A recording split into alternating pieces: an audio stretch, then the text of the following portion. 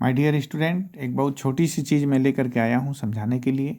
Optics का एक छोटा सा टॉपिक है कि relation between refractive index mu and IC. IC means this is critical angle, ठीक है ना, ये हमको पढ़ना है। तो ध्यान देना, जैसे न्यूटन साहब ने क्या कहा था कि लाइट हमेशा स्ट्रेट लाइन में चलती है, चाहे एक माध्यम से, एक मीडियम से दूसरे मीडियम में जाए, दूसरे से तीसरे में, वो कभी भी डाइग्रेंट नहीं होती, डाइवर्ट नहीं होती अपने पाथ से, अपने रास्ते से। लेकिन लाइट क्या है, ये न्यूटन साहब की पार्टिकल थियरी थी। लेकिन लाइट जब एक मीडियम से दूसरे मीडियम में एंट्री करने लगी तो अपने पाथ से क्या होने लगा, वो डाइग्रेंट होने लगी लाइट अपने पाथ से, दैट कम्स टू डाइवर्टेड। तो क्यों हुआ वो तो बाद की बात है, लेकिन इस इंसिडेंट का नाम क्या रखा गया, this is called refraction.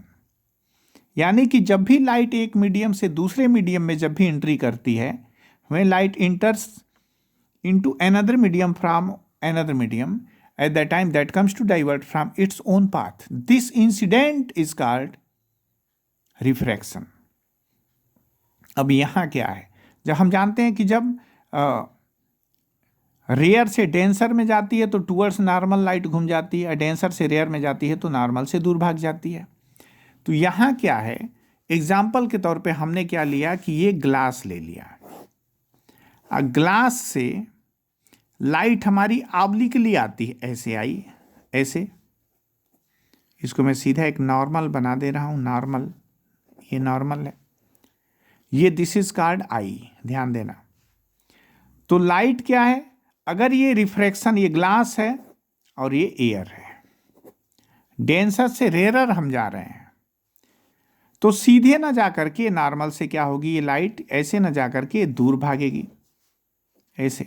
This is called are, ठीक।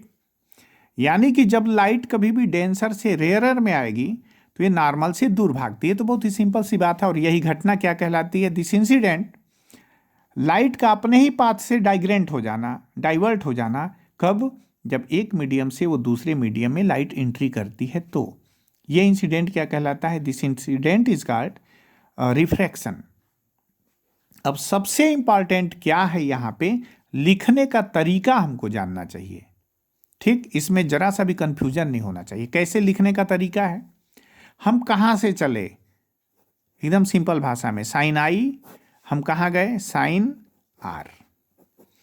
हम कहां आए, तो म्यू ऑफ ए में आए, एयर में, और कहां से आए, ग्लास से। ये लिखने का तरीका है।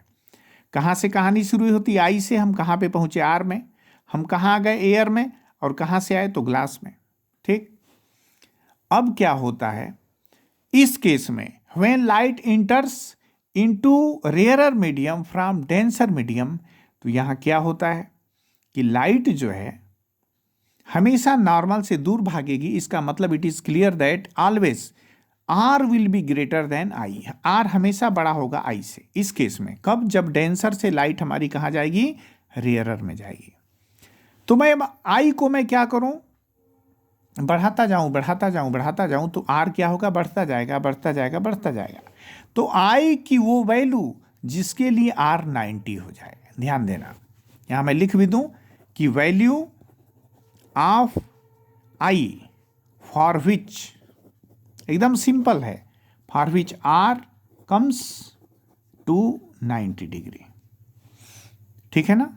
आई की value, value of I for which R comes to 90। तो आई अब आई नहीं रह जाता है, I is called critical angle, I is called critical angle. यानी आई की वो वैल्यू जिसके लिए आर मेरा 90 हो जाए, तो आई अब आई नहीं रह गया, दिस इज कॉल्ड आई सी, ठीक है। तो अब इसी चीज को हम इसमें भर दें कि साइन अब आई नहीं रह गया, आई सी हो गया। कब हो गया, when R comes to 90 degree, एकदम सिंपल है। तो इधर क्या हो गया, mu A upon mu G, ठीक। अब यहां क्या होता है, हवा का रिफ्रैक्टिव इंडेक्स एक होता है, हवा और वैक्यूम दोनों का, ये साइन 90, साइन 00, साइन 91 होता है। This is called 1। अब दो थे तो म्यू ए म्यू जी हुआ, जब सिंगल हो गया तो this is called only mu. तो हम क्या लिखेंगे, mu is equal to 1/sin IC, mu is equal to 1/sin IC। तो this is relation between mu and, ये म्यू है, म्यू मतलब रिफ्रैक्टिव इंडेक्स, तो mu is equal to 1/sin IC। तो म्यू और IC का यही रिलेशन है। ठीक, बहुत ही छोटी सी चीज थी, इसको हमको समझना चाहिए। This is the relation between mu यानी refractive index and IC, IC means critical angle. और यहीं पर एक और चीज बता दूं कि IC को मैं बढ़ाता जाऊं, यहां हम कहां तक पहुंचे कि I की वो वैल्यू जिसके लिए R मेरा क्या हो गया, 90 हो गया। अब मैं I को थोड़ी सा और बढ़ा दूंगा तो R हमारा अब क्या हो जाएगा, अब 90 तो यहां हो चुका है, अब क्या हो जाएगा कि जब हम I को IC से बड़ा कर देते हैं, यहां लिखूं मैं कि when I greater than IC, at that time TIR, total internal reflection, takes place।